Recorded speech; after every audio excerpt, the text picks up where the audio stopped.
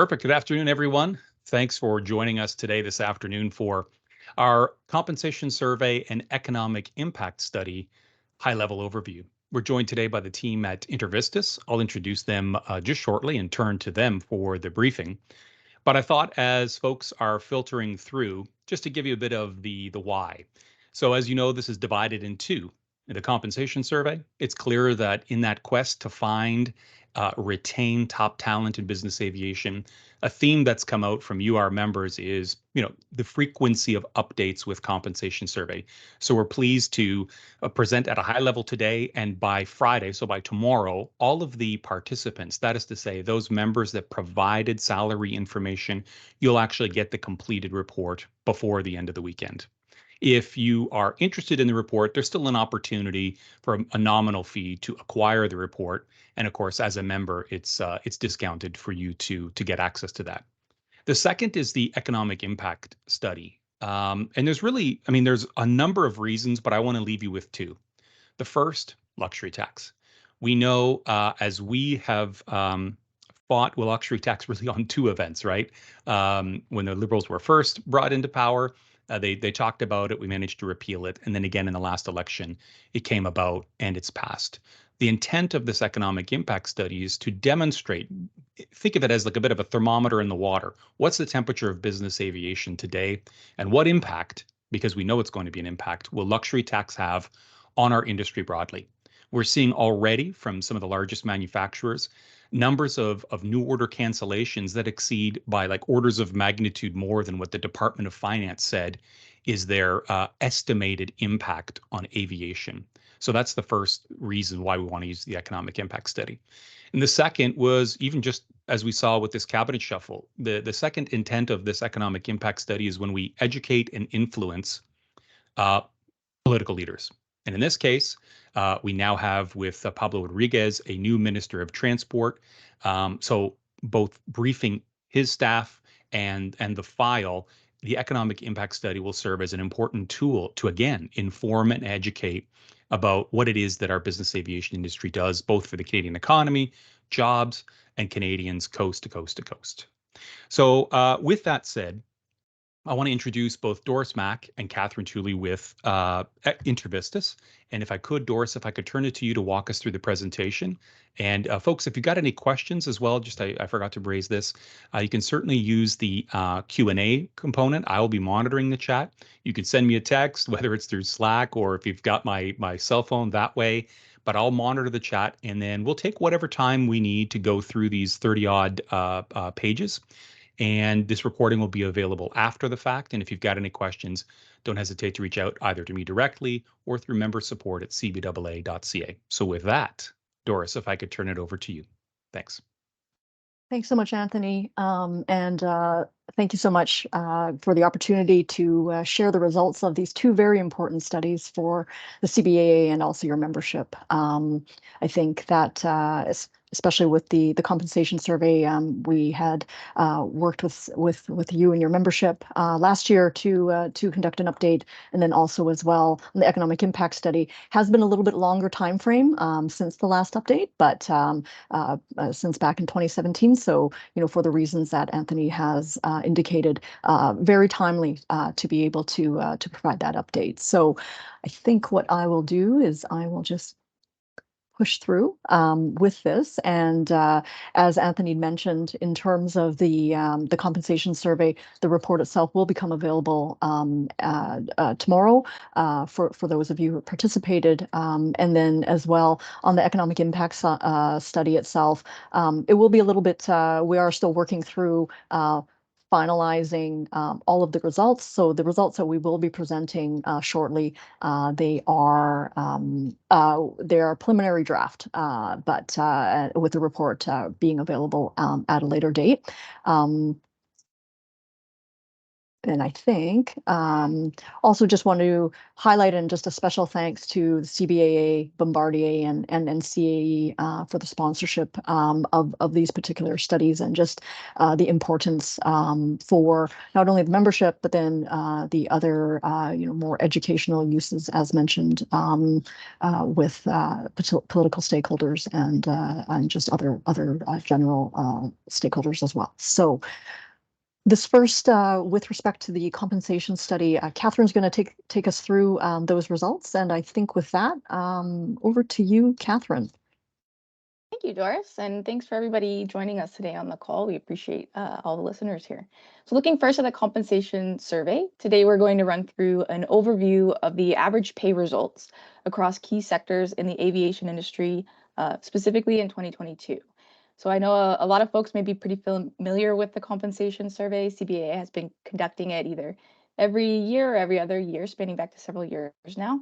InterVISTAS, us folks at InterVISTAS specifically, have been supporting with administering the online formats of the survey for the past 2 cycles. So anyone listening in today who's filled out the survey themselves will be familiar with what's being done here, but to give a broad overview of the methodology, as mentioned, the latest iteration of the survey covers the year 2022. Firms and organizations were surveyed through the first quarter of 2023 and asked to provide data on their compensation practices, specifically in calendar year 2022 or whichever fiscal year of theirs most closely aligns with that. In terms of scope, the questionnaire is broadly broken down into 2 phases. The first phase collects pay rate data on base salaries and bonuses across 60 different job positions common to the aviation industry. The results from this data are what we will be summarizing today. However, in addition to that, the survey also included a second phase of questions on additional benefits and employment practices, covering a range of topics, including things like incentive plans, retirement policies, work conditions, recruitment, turnover rates, retention practices, expense budgets, etc.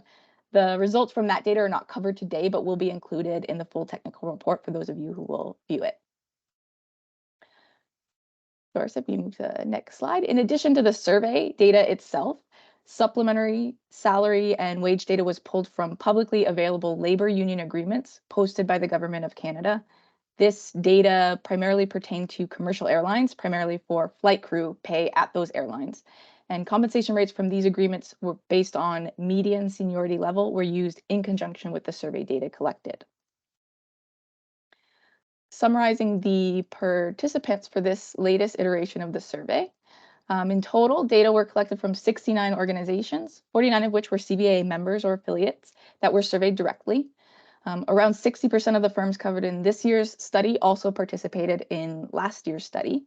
And the participants cover a variety of aviation sectors as shown on the slide, largely including 604 operators designated as corporate or private operators, along with airlines, charter firms, other commercial operators lumped together. That basically includes 703, 704, and 705 operators under the designations. Other participants include aircraft manufacturers, aircraft maintenance firms, and a minority of other organizations which may not perfectly fit into any of those other categories. That can include FBOs, government bodies, management companies to corporate flight departments, etc. Obviously, these categories are not mutually exclusive. They can overlap, and we do allow respondents to select multiple categories in the survey. But these splits at least allow us to broadly segment the industry into key subsectors, as well as allow us to compare how corporate operators may stack up against the airlines and other air service providers. So summarizing some of the key findings that we've got from this 2022 results, our first key result shown on this slide summarizes the average compensation rate by major job family. So we've grouped those 60 positions into job family groupings. These are overall averages across all participants, so all business types. The compensation rates include base salary as well as cash earnings, which add any yearly bonuses to the base amounts. Note that each job family, again, will cover a range of positions and as a result, a range of pay rates, even within the same family. So these are averages across those ranges, even across positions that are grouped within a single family. Broadly speaking, on a job family basis, average base salaries among participants ranged from $47,200 in annual earnings for ramp attendants on average to over $130,000 for management positions in 2022. As you can see, flight crew pay, which covers the largest response rates out of all the job families that we collected, and it includes pay rates mostly for pilot and first officer positions for fixed-wing aircraft, but also for flight attendants this year, averaged around $119,000 per crew member in terms of base salary. Other job families include safety positions and rotary. That'll be flight crew for rotary aircraft. They both came in with average base salaries of around $160,000 per annum. Maintenance, this will be largely AMEs, averaged around $94,000 in annual earnings. And then on a total cash basis, that second column you see there, you're looking at incrementally higher rates given the added bonuses, with larger bonuses generally observed in the management, flight crew, safety, and rotary families. Note that the figures shown here are all annualized rates for each position. So for all families except flight crew, the pay rates are either already provided by respondents as annual salaries, or for part-time positions, they were relatively few part-time folks noted in the survey results, but they were adjusted to annualized rates so that the pay can be compared across all positions. Of course, flight crew have different regulations around their duty time and what constitutes a full-time equivalent. So the data for pilots, first officers, and flight attendants refer only to the reported annual salaries already provided by respondents, and we don't attempt to readjust or rescale those. Now, on this next slide, breaking down the average pay rates across industry sector, we see that similar to prior year's results, corporate operators continue to report generally higher base salaries on average. The two tables on the slide show the comparison of base pay by corporate operators relative to airline and charter businesses, as well as to maintenance and manufacturing firms. We've lumped those together. On a job family basis, the corporate aviation sector paid on average 11% higher than airlines and charter firms, and 19% higher than maintenance and manufacturing firms across comparable job families. The largest distinctions appear to occur in the flight crew and management positions, with pay rates by corporate firms around 20% or higher relative to the other sectors. So how do these findings for 2022 compare to the prior compensation results for 2021 and 2019? The previous two versions of the survey covered those years, so we've included those results in these tables here for comparison. Looking first at that top table, in most cases across job families, the 2022 average base salaries are higher than those reported in 2021. The key exception that you can see here is the management job family. Average base salaries were reported to be lower across all of the main aviation sectors in 2022 relative to the prior year. Average base salaries are also lower for flight crew employed, specifically by airlines and charters, as well as maintenance manufacturing firms. However, for the other sectors and job families, we're looking at higher base salaries on average, ranging anywhere from 1 to 11% higher, depending on the combination of job family and sector. Across job families for corporate operators, the simple average here is 3% higher base pay between the 2 years, while airlines and charters and maintenance manufacturing are 1 and 2% growth, respectively. The 2022 average base salaries by job family are also generally higher relative to the 2019 findings that's shown in the second table there. Some of the larger differences between the 2019 and 2022 results occur in the management job family. Average base salaries between 10 to 24% higher in the 2022 results, depending on firm type, as well as the flight crew job family between 14 and 35% higher in 2022, depending on firm type.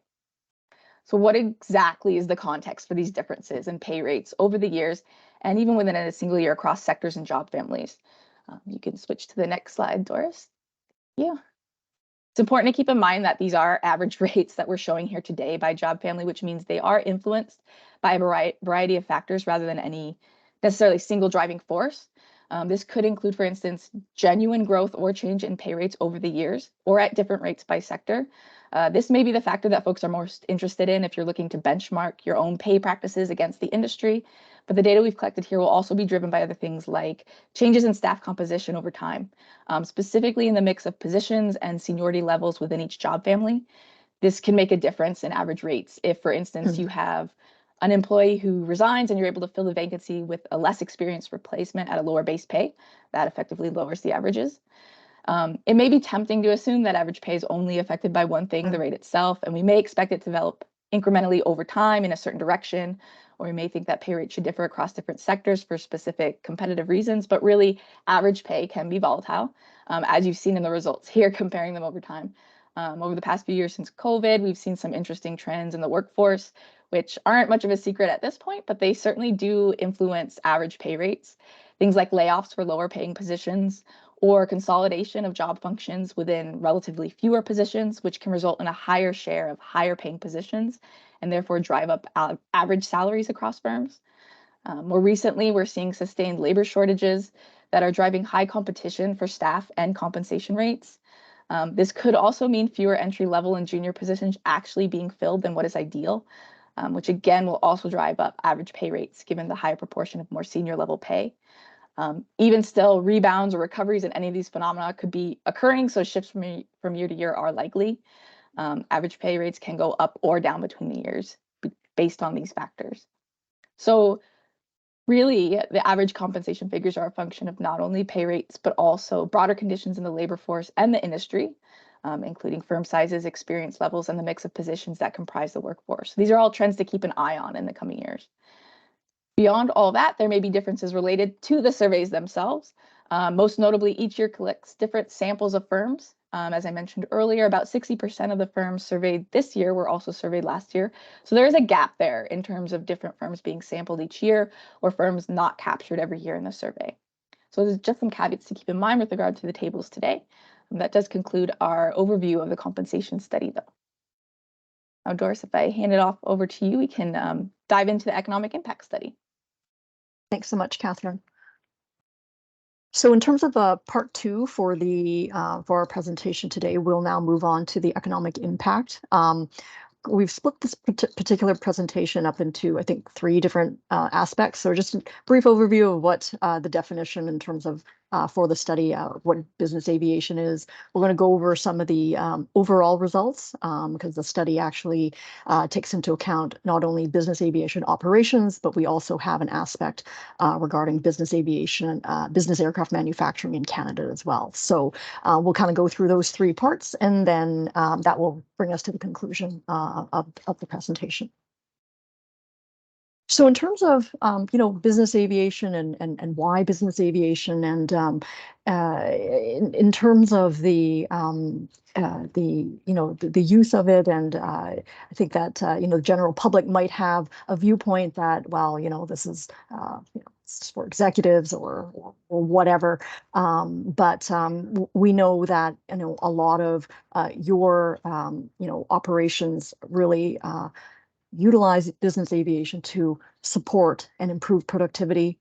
You're servicing your customers, in a quick and efficient manner. You're supporting overall supply chain performance, and I think especially coming off of the COVID-19 pandemic, we know that when commercial airliners, really there was an abrupt cessation of services, that there were other opportunities for not only other modes of transportation, but corporate aircraft and whatnot to kind of play that role to support in terms of getting PPE to different places, so on and so forth. So really just that role during this time period has been quite enhanced. We also look at business aviation providing a really good, safe and secure environment to transport employees. We know that in prior conversations that just from a productivity perspective of making multiple journeys and whatnot, having access to business aircraft has been very positive for operations overall in terms of time savings and not having to kind of go through the requirements when flying on commercial airliners. And then lastly as well, just supporting, transport of parts and other, and also like providing technical services and whatnot. So very much a broad spectrum of activities that business aviation supports. So in terms of the analysis that we undertook, similar to the prior studies that were conducted, we find that both business aviation operations and the manufacturing sector has has a fairly significant impact of, to the tune of about 7.7 billion in total GDP in 2022. So, relatively speaking, the sector very much supports other sectors as well, and that actually is the second bullet point in terms of the productivity improvements, but then also creating value for other sectors of the economy. And, we term that like the catalytic impacts of business aviation, really supporting other industry sectors in terms of just enhancing that work in those aspects as well. So we can see that, from that perspective, over time, the business aviation industry has done quite well, even through the tougher years, of course, most recently with the pandemic. In terms of actually just kind of stepping back out a little bit and just looking at the context in terms of the number of business aircraft that are in operation in Canada versus that in terms of like the global perspective. So in terms of the most recent data with from JetNet and HAC, the Helicopter Association of Canada, and whatnot, and other industry sources, there's approximately 1,300 fixed wing aircraft in operation right now, and approximately 200 helicopters. So it's important to sort of raise, what this context is because on our next slide, I will go over in terms of how our approach and methodology. And it's really, we conduct the analysis based on a per aircraft basis to be able to generate the results and whatnot. So with that, I'm going to translate into just some of the preliminary results on the overall basis that we have for both the operations and also the manufacturing side. Just a couple of comments regarding the methodology that we've undertaken. Again, this is a follow-on study to work that was last conducted in 2017.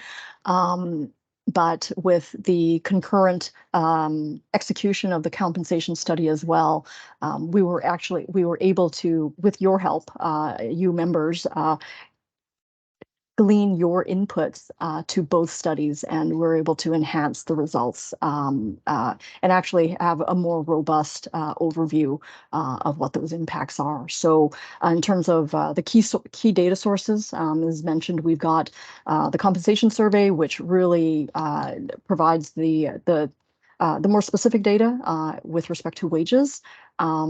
We conducted a number of one-on-one surveys and also interviews, and also desk research as well with the aerospace manufacturers, which was very important as well in terms of isolating the contributions to the business aviation sector.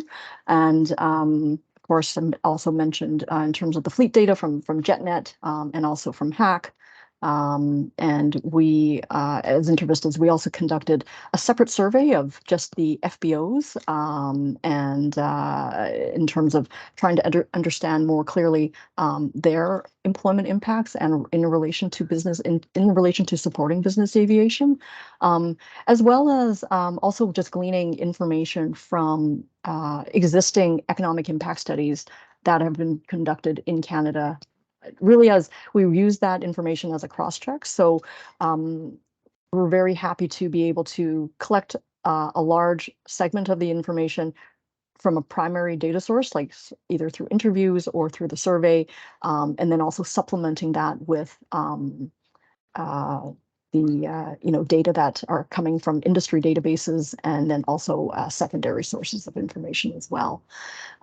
You'll see in the following slides, we have not only the direct employment estimates and the associated economic impacts, we also have what are called multiplier impacts as well, indirect impacts really coming from the supplier industries that are supporting the direct activities, and then the induced impacts, which actually are derived from spending in the general economy for by those who are employed directly and also indirectly as well. So and we kind of call that, like, it's the household spending impacts, really. So, you're spending your salaries and wages in the economy to, buy a car, go out for dinner with your family, renovate your home. So that expenditures are creating value in other industries as well. So with that, I'm actually just going to ask Catherine, were there any other points that you wanted to maybe accentuate, Catherine, on the economic impact? No, I mean, I think just driving it back to, really what the study is encompassing, like Doris mentioned, is two sort of components of the sector. And that's one being, business aviation or flights in Canada, and the other being Canadian manufacturers of business aircraft parts, related materials produced within the country. So on that first component, the operations side, what we're trying to answer really is what's involved in operating all of those 1,500 business aircraft that are based in Canada. How many people are employed in flying those flights and managing each of those aircraft? That's the perspective we're approaching it from. And then on the manufacturing side, we're estimating the portion of Canadian aerospace manufacturers' operations and employment which are attributable to the production of business aircraft parts, et cetera, as opposed to, example, commercial fleets. That's back to you, Doris. Thanks, Catherine. That's great. So with that, really just in this particular slide, this provides from a provincial perspective where the direct employment is really derived from. And we can see that in terms of the split from operations versus aircraft manufacturing, it's roughly probably the 40-60 split, maybe-ish, around there. So really more a higher number of jobs, roughly 15,000-ish related to aircraft manufacturing, and almost 11,000 related to business aviation operations as well. So this is actually a very, we think, a very important slide, and a very just very key graphic in terms of where the impacts are on the overall. And when the report will be released, we'll have a little bit more details as well, and similar types of graphics that drill down more on the operation side versus the manufacturing side. But at a high level, we're looking at roughly 25,600 jobs that are supporting these two parts of the business aviation sector in Canada.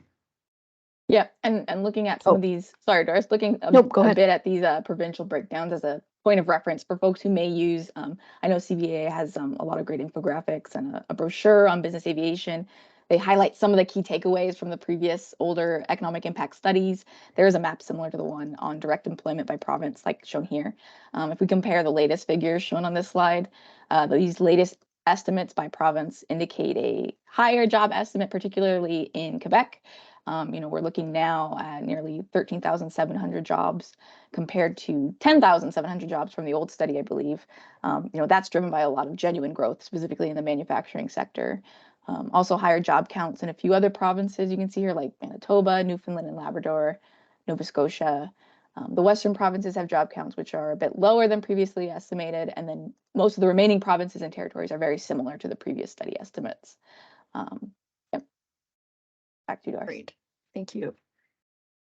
So on this particular next slide, then we actually we provide a summary of not only the job counts for operations and manufacturing for the sector at the direct level, but we also have an estimate of the wages, GDP, and also economic output. So the GDP and economic output values are generated from the Statistics Canada multipliers, which are derived from basically StatsCan's input-output model of the not only the provincial economies, but also at the national levels as well. And this is very much a standard practice in terms of estimating GDP and output for these types of studies.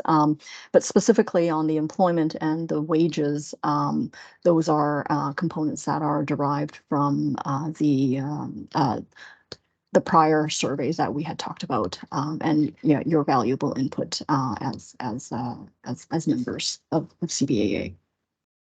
And looking at, if we look just, I know we have a few more breakdowns later when we look at the individual components, but, looking at this combined consolidated direct wage and employment impacts, you can see, you did the math, average wage per employee involved in the business aviation sector overall, again, both the business flight operations as well as the aerospace manufacturing sector, it comes out to an average wage of around 116,400, which is nearly 2 times higher than the national average wage in 2022 of just under 60,000.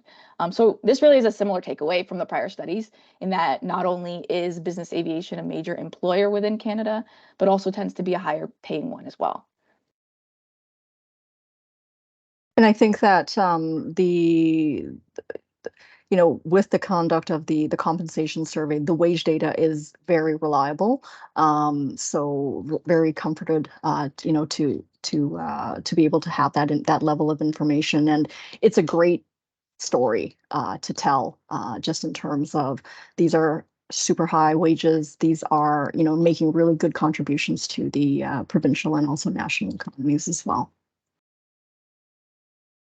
This particular table, in addition to the direct economic impact metrics, we also have the indirect and induced. And you can see that, on a total basis, we've got about 53,600 jobs. Just roughly speaking, between the indirect and induced, just contributing slightly more than half of that total. But of course, at the direct level, just making very important contributions there. Total wages of about 4.8 billion, GDP of the 7.7 billion that we had mentioned earlier in the presentation, and then nearly 18 billion in terms of economic output. So I do want to stress that these preliminary results, at this time, they are still preliminary and draft. We are reviewing them, for the final versions and whatnot, and just to ensure that all the modeling is where it needs to be as well. So. Okay. Yeah, and looking at maybe some of the, just again what these breakdowns are, like Doris mentioned, the direct impacts we've been going through in more detail here. It's the size of the sectors themselves. Those multiplier indirect induced impacts are really the ripple effects throughout the broader economy. For some of these metrics, again, we emphasize the employment and income data, especially what we directly measured in the direct impacts. GDP and economic output are a bit more nebulous terms as well. Economic output, the numbers you see here, that's the overall value of production. So on a broad basis, you can think of those figures as roughly the gross revenues by business aviation and aircraft manufacturing. So conversely, GDP is only the value added component of those revenues generated by the business aviation sector. So it's really only counting the dollar value of the actual activities of business aviation providers, operators, and aircraft manufacturers. And unlike output, it excludes the value of intermediate inputs into the business aviation sector. So, roughly speaking, output will include the value of a finished business jet, which includes the value of all the raw materials that go into constructing the jet, plus the value-added activities by the manufacturer to turn those raw materials into an actual plane. Whereas GDP will only count the value-added activities by the manufacturer itself. There are some additional boundaries set to those definitions, including geographic ones. Again, we're only counting the impacts within Canada itself. So if you purchase goods or services as an input from outside of Canada, they are not captured here. But it gives you a broad idea of what these other dollar figures are capturing. Thanks, Catherine. So over the next few slides, I'm going to just, again, focus a little bit more just on the operational side. We have shared some of the, I think some of the context for some of the data, but we'll walk you through a little bit more specifically in terms of how we built up the business aviation operations impacts themselves. So earlier in the presentation, we had mentioned that roughly in 2022, there are about 1,500 business aircraft in operation in Canada. A majority of those are fixed wing, with about 200 being rotary aircraft, and that converts into roughly 10,900 jobs supporting the operations of those aircraft. And on the next slide, I'm going to run through, well, what are the job types that actually comprise, the support of the operation of each aircraft as well. So here we actually take a look at, on an overall basis, we estimate that roughly there are 7.1 jobs per aircraft associated with, with business aviation in Canada. And earlier in our presentation, we had talked about like the different sources of information that we had collected and whatnot. And, so we've got the survey of CBAA membership directly as a contributing input for this analysis. We've got some of the FBO survey that InterVISTAS had completed as well separately, and then we also make some small estimates for other support services as well. So, in terms of maybe just breaking this out a little bit further, between the flight crew, roughly 2.3 flight crew per aircraft, of course, depending on size of aircraft. This information was also confirmed with outside sources as well, and also direct stakeholders too, in addition to the analytics that we had carried out. Another 3.1 jobs that are associated with like in-house roles supporting the the operation of the aircraft. Here we're talking like engineers, administrative support, management support, dispatch, etc. The 1.2 jobs associated with the FBOs supporting the different aircraft, and then roughly half a job in other supporting areas. And as an example of that could be like airport administration, for example, when folks are traveling on business jets to their destinations, there's also an element of, for example, if you're, staying at paid accommodations and whatnot. So we've made a very small estimate, and out in other industry sectors that are supporting the operation of these aircraft. So roughly it's about 7.1, and this is a little bit higher than our estimates from the prior studies. But it is also, we feel it is more indicative as well in terms of what current operations are like, just given the sources of where this information is coming from. So Catherine, I don't know if there's anything you would like to supplement here. No, that's great. Great, Doris. Okay, thanks. So here, just looking at the direct impact, and we're looking at all of the different metrics associated with just one business aviation aircraft. So those 7.1 jobs, are earning $770,000 in wages, and this equates to, Catherine's earlier comment of, over $100,000 per average per job. But 980,000 in GDP and 2.4 million in economic output. So you can see that when we extrapolate this out to the 1,500 aircraft, you'll see the results in terms of how those overall impacts come to. So in this next slide, I'm just going to go over this very quickly. We had talked about just the wages, the average wages per job on the operations side, and this is about 78% higher than the national average. So it speaks to the the level of contributions, economic contributions that this industry sector is making to to Canada and also the provinces. And just for context, the Canadian national average wage in Canada is $60,600. So on this next slide, again, just a little bit more of a breakout in terms of the employment impacts, showing the indirect and induced jobs. So total jobs associated with the business aviation operations are just under 23,000 in total. And just a recap as well in terms of the GDP and output figures that Catherine had described in a little bit more detail.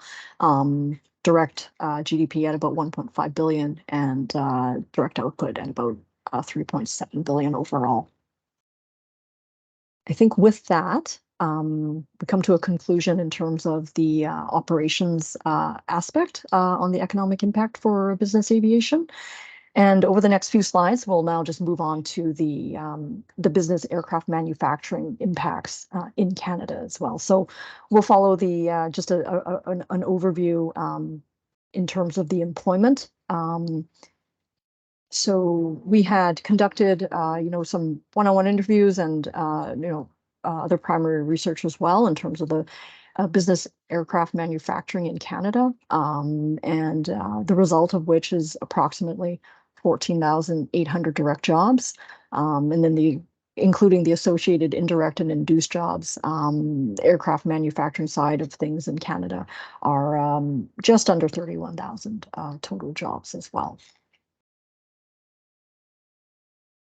In terms of wages, we do have slightly higher wages than compared to the aircraft manufacturing side of things. At about 122,000, again, more than double the Canadian national average in terms of average wage. And then from a GDP and also economic output perspective, 2.9 billion estimated in direct GDP and estimated 8 billion in terms of direct economic output. And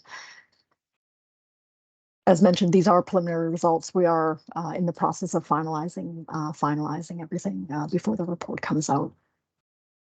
And I think with that actually is the last slide. One aspect of the economic impact that we have not conveyed in this particular webinar is actually the taxation impact. So that is one element of the analysis that is still to come, but it will definitely be included in the upcoming report.